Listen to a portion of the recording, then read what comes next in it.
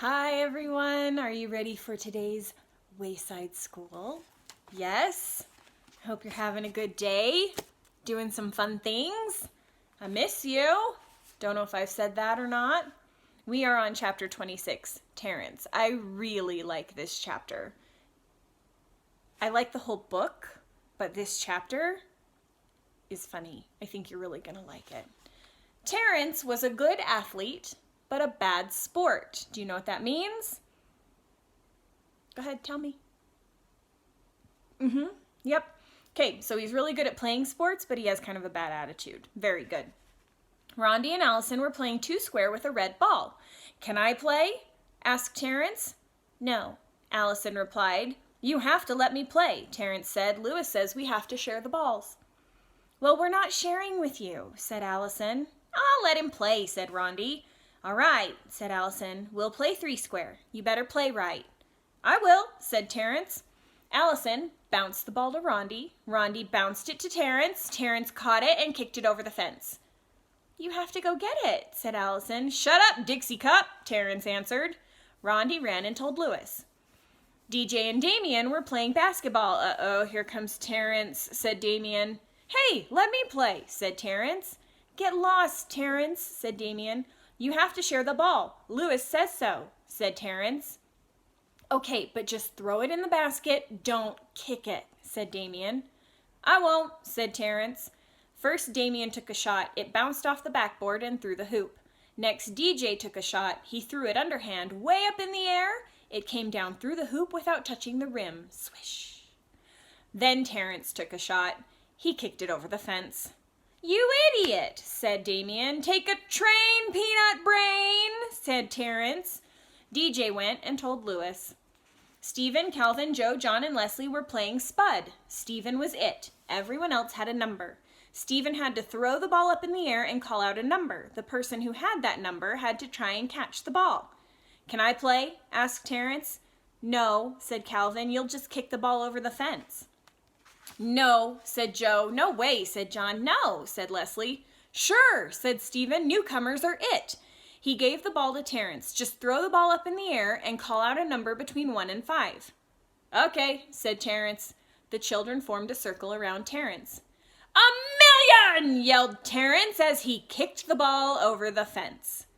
What did you do that for? Asked Stephen. Eat a frog, warthog, said Terrence. Stephen ran and told Lewis. Terrence looked around. There was nothing to do. There were no balls left. Lewis walked up to him. He was followed by Allison, Rondi, Damien, DJ, Stephen, Calvin, Joe, John, and Leslie. What's the matter, Terrence? Asked Lewis. There are no balls, said Terrence. Do you have a green ball? No, said Lewis. All of the balls have mysteriously disappeared. Darn it, said Terrence. There's nothing left to kick.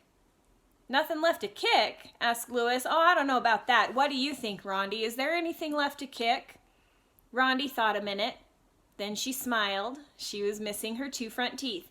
Yes, there is something left to kick, she said. Well, where is it? Asked Terrence. Let me check with Allison, said Lewis. Allison, is there anything left to kick? He winked at her. There sure is, said Allison. What? What? Asked Terrence.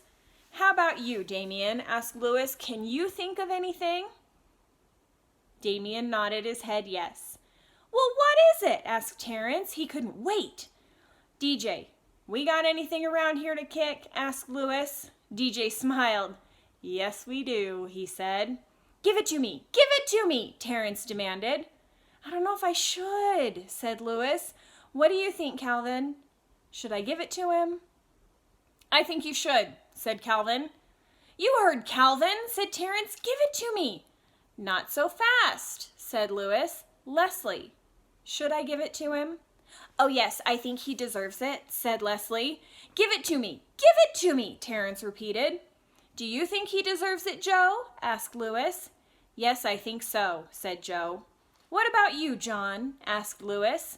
Definitely give it to him, John answered. Come on, said Terrence. Recess is almost over.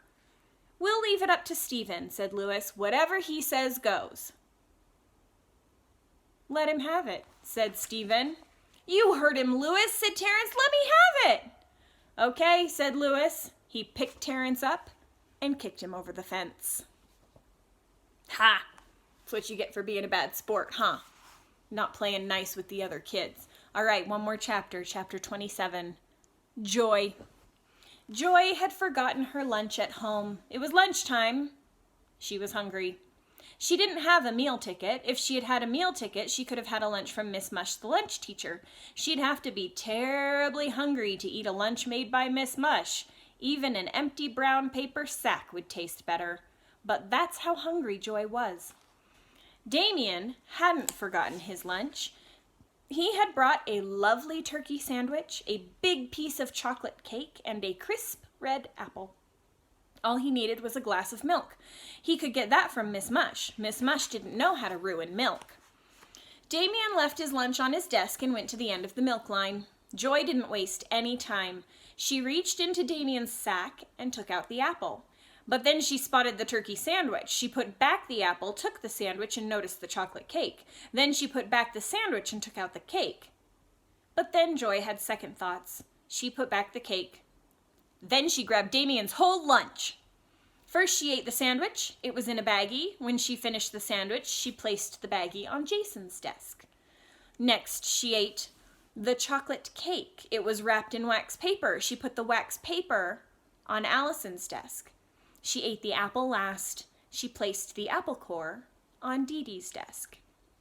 Then she put the empty sack on Calvin's desk. Damien returned with his glass of milk. "Mrs. Jules, my lunch is gone," he called. "I wonder where it could be," said Mrs. Jules. "Calvin took it," said Joy. "There's the empty sack on his desk." "Good work, Joy," said Mrs. Jules. "Calvin, I'm ashamed of you." She wrote Calvin's name on the blackboard under the word discipline. "Look, the baggie from Damien's turkey sandwich is on Jason's desk," Joy called. "Very good, Joy," said Mrs. Jules, "but how did you know that Damien had a turkey sandwich?" "I'm just smart," said Joy. Mrs. Jules wrote Jason's name on the blackboard under Calvin's. "And there's the wax paper from the delicious chocolate cake on Allison's desk," Joy announced. Joy had chocolate all around her lips. Allison stood firm. She looked into Mrs. Jules' eyes. "I didn't eat his cake," she said. "The evidence is there on your desk," said Mrs. Jules. Joy spotted it. She wrote Allison's name under Jason's. "Damien's apple core is on Dee Dee's desk," said Joy. "Very good, Joy," said Mrs. Jules. She wrote Dee Dee's name under Allison's. "Damien, I think you ought to thank Joy," said Mrs. Jules. "She solved the mystery." "Thank you, Joy," said Damien. Just then, Louis, the yard teacher, walked in. "I have your lunch, Joy," he said. "Your mother brought it. You left it at home." "You mean you didn't have a lunch?" asked Mrs. Jules. "You must be very hungry." "No," said Joy, "not really. Since Damien didn't get to eat, he can have it." "Thanks a lot," said Damien. "You're the greatest." He ate Joy's lunch, an old bologna sandwich and a dried-up carrot. "Joy, for being such a good detective and for being so generous with your lunch, you may help yourself to a Tootsie Roll Pop," said Mrs. Jules. "They're in the coffee can on top of my desk." Joy took one. Then, when Mrs. Jules wasn't looking, she took another. Calvin, Jason, Allison, and Dee Dee had their names on the blackboard under the word discipline, but they were good the rest of the day, so at 2 o'clock, Mrs. Jules erased them. They forgot all about the whole thing. Damien had a lousy lunch instead of a great lunch, but 5 minutes later, it didn't make any difference. He couldn't taste it anymore, and he was full. He went outside to play basketball and forgot about the whole thing. Joy had a great lunch with 2 Tootsie Roll Pops, but 5 minutes later, it didn't make any difference. She couldn't taste it anymore, and she was full.